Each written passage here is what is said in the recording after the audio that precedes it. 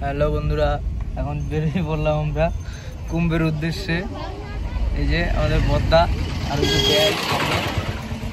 এখন বাজে কটা বাজে রে? 5:54 বাজে। বাড়ি থেকে তো বেরিয়ে পড়লাম, এখন হাওড়ার দিকে যাব। হাওড়া থেকে ট্রেন আমাদের। চলো আগে দেখা যাক কি হয়। বেয়াই চুপচাপ বসে আছে, আমরাও আছি। চলো।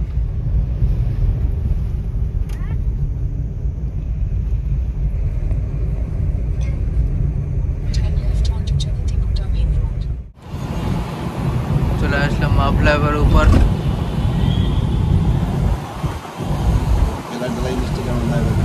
কি দেখো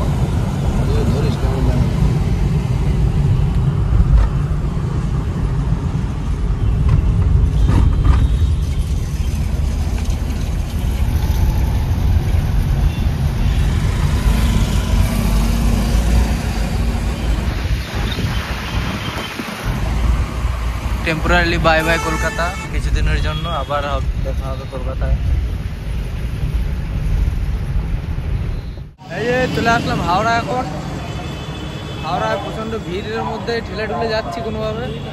এই যে তিন দাদু হাওড়া চলে এসেছি। দেখা যাক একবার ট্রেন কোথা দিয়ে কি পাই। চলো আগে দেখা যাক। 11:04 বাজে।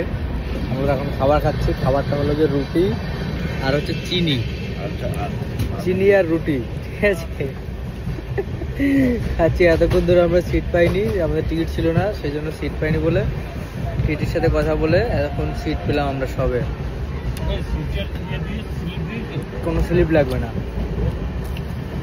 খাবারটা খুবই ইন্টারেস্টিং খাবার। মানে লোকে ফেরায় না বলে এরকম খাবার খায় কিনা সন্দেহ আছে।